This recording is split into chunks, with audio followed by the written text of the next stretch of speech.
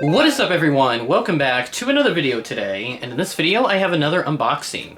So I ordered a model off of a large Waffle collection sale that is currently in the works of being listed as I record this. About 2,000 or so models in that collection sale, and trust me, there have been a lot, and I mean a lot, of Retro FSD assets.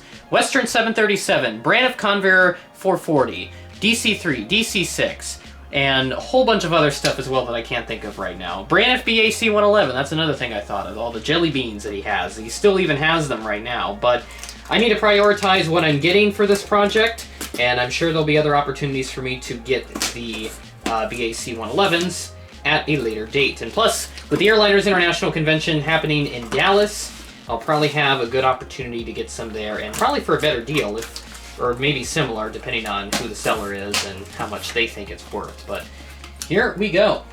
So this collection sale had some good stuff in it that I need for the 90s, so you can probably guess where this is going. But this is a model that I've been on the lookout for a while. Unfortunately, it is not the TWA DC-930 in the Twin Stripes livery, but it is still a crucial model for the project. And here it is, wrapped up with a bunch of old newspaper, which is alright, and it is the Aeroclassics 1:400 scale Northwest Airlink Fokker F-27 Friendship. Super excited about this particular model. They flew this in the early or so 90s, even in the late 80s or so, possibly, with Mesaba Airlines. So these were pretty big here in Sioux Falls during that time, and then eventually the Dash 8 100s came along, and then the Saab 340s not long after. So hopefully somebody will do Dash 8 in 1:400 scale, but I'm not putting all my eggs in one basket for that. I'm guessing that's probably not going to happen at any point in time. But let's head up to the studio and we're going to unbox this F-27. And here we go for the unboxing of the Aeroclassics 1:400 scale Northwest Airlink Fokker F-27 Friendship operated by Mesaba Airlines. So this is an older Aeroclassics release. I think this was released in 2012. I could be wrong on that, but I'll pop up the release here if that was incorrect on what I said for 2012. But this is an older Aeroclassics release, like I said, so we have an older Aeroclassics box design where you just have the logo here up in the top left, cut out so you can see the model inside, and then there is the little information pamphlet there with the aircraft type, airline, registration, also a item number. Otherwise, the rest of the box is relatively blank, but just a general adult collectible model disclaimer. Waffle's database number, which is pretty much a given when you buy from him, you get those. And the back of the box is relatively blank. So without further ado, let's open this up. So it'll be I think my second F-27 now in my collection, as I got an Ozark Fairchild FH-227, which is a slightly different version. Has turboprop engines on it, but they did operate to Sioux Falls as well in the 60s. So here we go. Let's take this beauty out and look at that. Very nice. Looks like... Or no, that's not a wheel missing. Looks like that's just how they did it. Looks like they didn't paint the entire rim of the front wheel there. But otherwise, this model is in immaculate condition. So for 50 bucks, this is not a bad model at all. This is really good. Very good for Aeroclassics. Very applicable.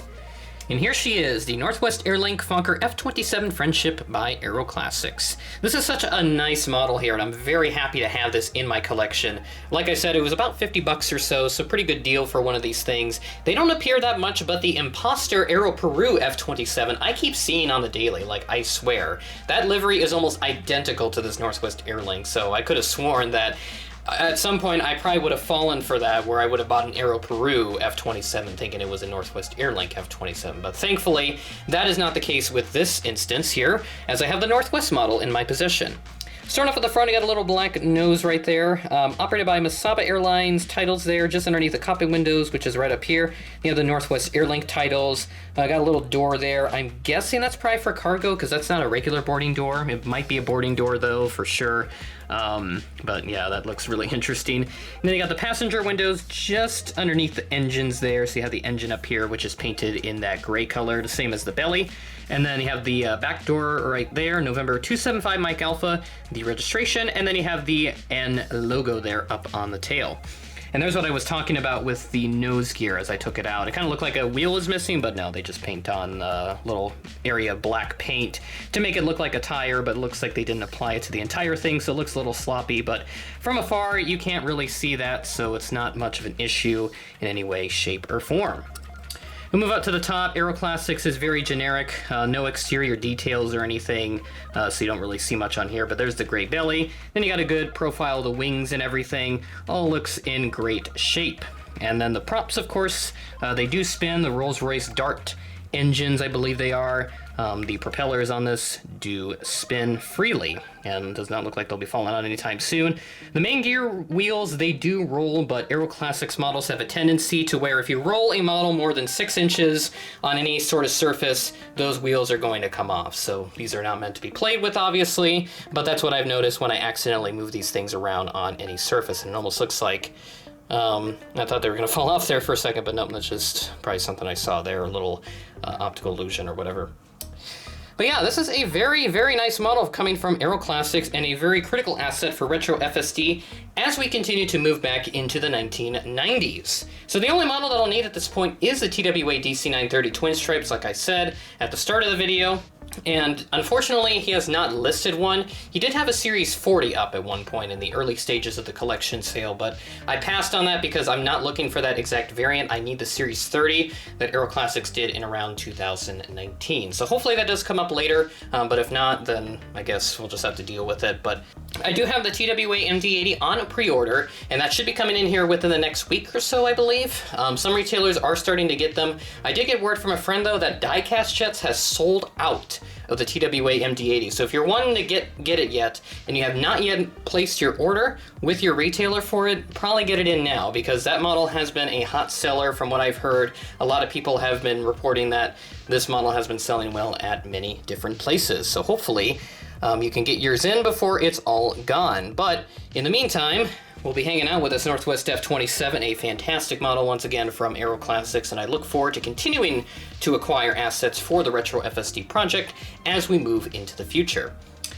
So currently I'm planning on doing some remastered updates for Retro FSD into the 2000s, and I'll have another mid or so 1990s update that will be coming out here very soon. Once I do the remastered updates, of course.